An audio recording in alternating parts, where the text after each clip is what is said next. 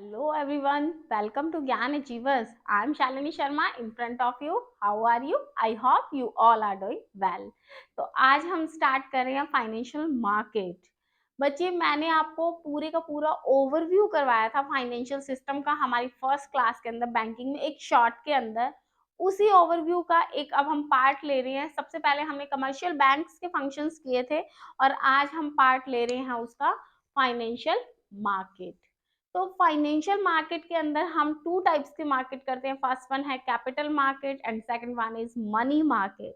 जो कैपिटल, ये भी मैं आपको एक शॉर्ट के अंदर करवा रही हूँ ताकि एक ओवरव्यू मिल जाए, क्योंकि बैंकिंग जो है वो बहुत ज्यादा लेंथी सिलेबस है हमारा। तो मैं आपको शॉर्ट के अंदर करवा के और वन बाय वन फिर हमने डीपली इन चैप्टर्स को करना है। तो मनी कैपिटल मार्केट जो कि डीलिंग करता है लॉन्ग टर्म फंड्स के अंदर, for example shares, debentures, bonds. तो ये जो लॉन्ग टर्म जो फंड्स हैं उनके अंदर डीलिंग करता है, उसको हम बोल देते हैं कैपिटल मार्केट। अब मैं आपको थोड़ा सा ओवरव्यू दे देती हूँ, या स्ट्रक्चर है हमारा कैपिटल मार्केट का, जिसके अंदर फर्स्ट वन है institutions and second one is instruments. Institutions institutions name से ही पता चल रहा है कि जो हमें लॉन्स प्रोवाइड करते हैं उनको हम नेम दे देते हैं इंस्टीट्यूशन। और इंस्ट्रूमेंट्स क्या होता है, जिसके थ्रू हमें लोन मिलता है। जैसे कि गवर्नमेंट ने अपनी सिक्योरिटीज, कमर्शियल पेपर्स वगैरह इशू कर दिए हैं, तो उसको हम बोल देते हैं इंस्ट्रूमेंट्स। अब यहाँ पे हम लॉन्ग टर्म की बात कर रहे हैं, तो सारे का सारा हम लॉन्ग टर्म का स्टडी करेंगे, कुछ भी शॉर्ट के अंदर कुछ भी नहीं लेंगे। तो फर्स्ट वन इंस्टीट्यूशंस के अंदर हमारा फर्स्ट वन है lander sector and second one is borrowing sector. आपको समझ आ रहा है, डिवाइड हो रहा है ये कैपिटल मार्केट को टू टाइप से डिवाइड किया, इंस्टीट्यूशंस और इंस्ट्रूमेंट्स। इंस्ट्रूमेंट्स को अभी मैंने आपको यहाँ पे कुछ नहीं करवाया है, इंस्टीट्यूशंस को अब हम सब डिवाइड कर रहे हैं। फर्स्ट वन है lander sector and second one is borrowing sector. Name से ही पता चल रहा है, लैंडर सेक्टर हमें क्या देगा, लैंडिंग फैसिलिटीज प्रोवाइड करवाता है, बोरोइंग सेक्टर से बोरोइंग फैसिलिटीज हो जाएगी। तो लैंडर सेक्टर के अंदर टू टाइप्स है, ऑर्गेनाइज्ड और अनऑर्गेनाइज्ड। अगर कुछ ऑर्गेनाइज्ड है तो ऑब्वियसली है कि वो एक प्रॉपर रूल के अकॉर्डिंग प्रॉपर रोल फिक्स करता है, तो वही नाम दे दिया है कि ऑर्गेनाइज्ड जो है वो फॉलो करते हैं प्रॉपर रूल, नॉट रोल। ठीक है, रूल है ये कि एक प्रोसेस के थ्रू चलते हैं, तो उसको हम बोल देते हैं कि प्रॉपर रूल्स फॉलो करेंगे। और अनऑर्गेनाइज्ड के लिए जैसे नॉट फॉलो प्रॉपर रूल्स, जैसे कि मैंने अपने किसी फ्रेंड से उधार ले लिया है, ठीक है, या आपने किसी फ्रेंड को उधार दे दिया, तो वो क्या है, उसके अंदर कुछ रूल्स नहीं है, मैंने किसी अपने नोन से लैंडिंग की है, तो वो चीज क्या हो गई है कि अनऑर्गेनाइज्ड है। तो इसका हमें डीपली जाने की जरूरत नहीं है, मैंने शॉर्ट के अंदर बता दिया है कि अनऑर्गेनाइज्ड में हम फॉलो नहीं करते प्रॉपर रूल। जैसे चिट फंड आता है या कमेटी फंड्स है, इस तरह के जो फंड्स है उनको हम अनऑर्गेनाइज्ड नाम दे देते हैं। ऑर्गेनाइज के अंदर आप प्रॉपर एक स्ट्रक्चर होगा, प्रॉपर वे से करेंगे, जिसके अंदर फर्स्ट वन है stock exchange. Stock exchange name से ही पता चल रहा है, जहां पे किसी कंपनी के शेयर्स को सेल परचेज किया जाता है। सिक्योरिटीज एक मार्केट है जहां पे शेयर्स सेल परचेज या गवर्नमेंट कंपनी की सिक्योरिटीज को सेल परचेज किया जाता है, तो उसको हम बोल देते हैं स्टॉक एक्सचेंज। हमारी टू स्टॉक एक्सचेंज है, बॉम्बे स्टॉक एक्सचेंज और national stock exchange.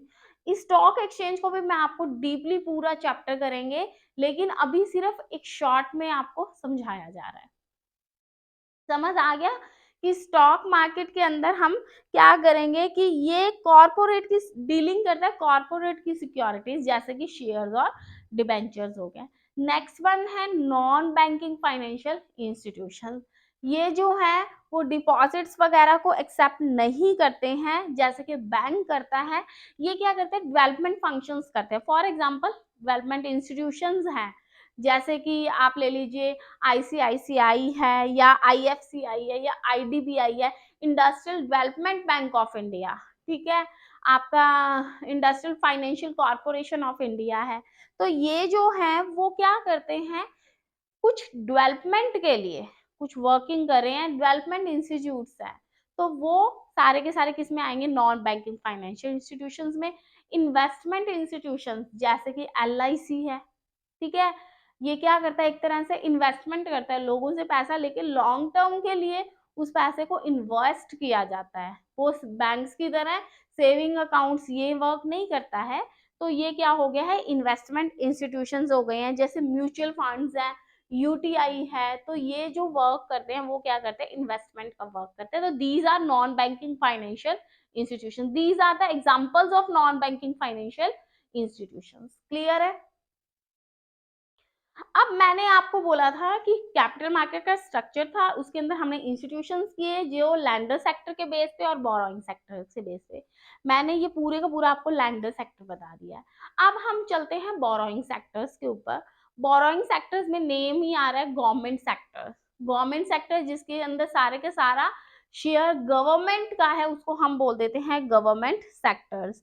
Okay, clear है? जैसे कि सेंट्रल गवर्नमेंट है, स्टेट गवर्नमेंट है, जैसे रेलवे ट्रांसपोर्टेशन फैसिलिटीज है, रेलवे की एक्सपेंशंस करनी है, तो उसके लिए जो फंड्स बोरो करते हैं तो वो क्या हो गए, गवर्नमेंट सेक्टर के थ्रू हो गए। क्लियर है?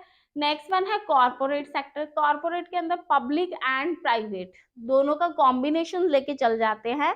तो इसके अंदर ये भी पब्लिक और प्राइवेट जो है वो लॉन्ग टर्म कैपिटल्स की डिमांड करते हैं, तो उसको हम बोल देते हैं कॉर्पोरेट सेक्टर। और प्राइवेट इंडिविजुअल्स हो गए जैसे हम, ठीक है, हम लोग जो इशू करते हैं उसको हम बोल देते हैं प्राइवेट इंडिविजुअल्स। क्लियर हो गया आपको कि what is borrowing sector? Next one लेके चलते हैं फाइनेंशियल इंस्ट्रूमेंट्स। उसके अंदर क्या है, गिल्ट एज सिक्योरिटीज और इंडस्ट्रियल कॉर्पोरेट लेके चलते हैं। तो गिल्ट एज सिक्योरिटीज जो हैं वो क्या होती है, जो गवर्नमेंट सिक्योरिटीज के अंदर डीलिंग होती है उसको हम बोल देते हैं गिल्ट एज सिक्योरिटीज। क्लियर है बच्चे कि गिल्ट एज सिक्योरिटीज क्या हो गई, जो गवर्नमेंट सेक्टर के अंदर गवर्नमेंट सिक्योरिटीज में डीलिंग करते हैं उसको हम नेम दे देते हैं gilt edge securities. Next one है इसके अंदर,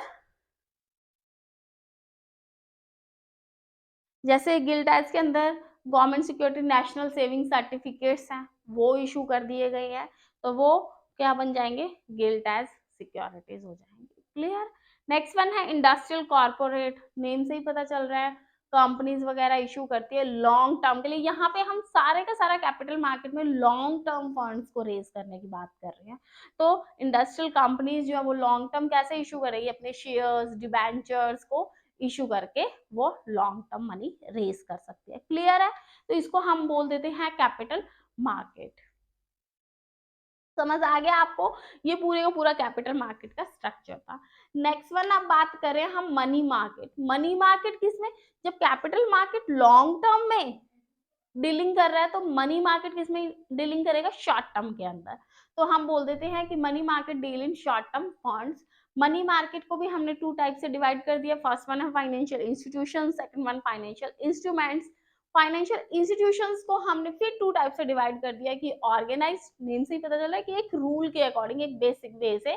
नेक्स्ट वन है अनऑर्गेनाइज, जैसे यू एंड मी, ठीक है, तो ये हो गया अनऑर्गेनाइज सेक्टर। नेक्स्ट वन है कोऑपरेटिव सेक्टर, जिसके अंदर कॉम्बिनेशन लेके चलते हैं पब्लिक और प्राइवेट का। तो ऑर्गेनाइज सेक्टर में फर्स्ट वन है आरबीआई। आरबीआई क्या होता है, रिजर्व बैंक ऑफ इंडिया, जो बैंकों का बैंक है, जो पूरे का पूरा एग्जामिन करता है कि क्या सभी banks according to rules regulations working कर रहे हैं या नहीं। ठीक है, तो शॉर्ट के अंदर बता रही हूँ कि this is a bank of bank. ठीक है, तो ये बैंकों का बैंक है, एक तरह से एज ए गाइड काम करता है ये पूरे का पूरा बैंकिंग सिस्टम पे। फिर आ गया पब्लिक सेक्टर। बच्चे पब्लिक सेक्टर के अंदर कौन से होते हैं, जो गवर्नमेंट के अंदर आते हैं, उसको हम बोलते हैं जिसका शेयर गवर्नमेंट शेयर बहुत ज्यादा है, 50 मोर देन 50%, उसको हम बोल देते हैं public sector. For example SBI, state bank of India. Next one है अदर नेशनलाइज्ड बैंक। नेशनलाइज्ड क्या होते हैं, जो गवर्नमेंट अथॉरिटी होती है जिस बैंक पे, उसको हम बोल देते हैं other sorry nationalised bank. Clear हो गया? ये था पब्लिक सेक्टर। नेक्स्ट वन है प्राइवेट सेक्टर, जिसके अंदर प्राइवेट इंडिविजुअल, प्राइवेट जो बैंक्स हैं उनका होल्ड होता है, प्राइवेट इंडिविजुअल्स का होल्ड होता है, उसको हम बोल देते हैं प्राइवेट सेक्टर, जिसके अंदर schedule bank, non schedule bank. I hope आपने ये ध्यान है आपको, क्योंकि मैंने टाइप्स ऑफ बैंक में आपको समझाया था कि 5 लाख और मोर देन 5 लाख कैपिटल है तो उसको हम बोल देते हैं स्केड्यूल बैंक, और जो लेस देन 5 लाख है उनको हम बोल देते हैं नॉन स्केड्यूल बैंक्स, जिनकी पेड अप कैपिटल, ठीक है। अब स्केड्यूल बैंक्स के अंदर इंडियन बैंक्स, जिनके अंदर इंडिया के ही अंदर रजिस्टर्ड है और सारा कंट्रोल इंडिया में ही होता है, उसको हम बोल देते हैं Indian banks. But foreign banks क्या है, जिनके हेडक्वार्टर्स वगैरह सब तो क्या है, आउट ऑफ इंडिया है, बट वर्क कहाँ हो रहा है, कंट्रोल कहाँ से हो रहा है, इंडिया से हो रहा है, तो उसको हम बोल देते हैं फॉरेन बैंक्स। नेक्स्ट वन है development bank and financial institution. वही सेम कि जो डेवलपिंग से रिलेटेड एक्टिविटीज करते हैं, अभी यहाँ पे भी हमने स्टडी की है डेवलपमेंट इंस्टीट्यूशंस की।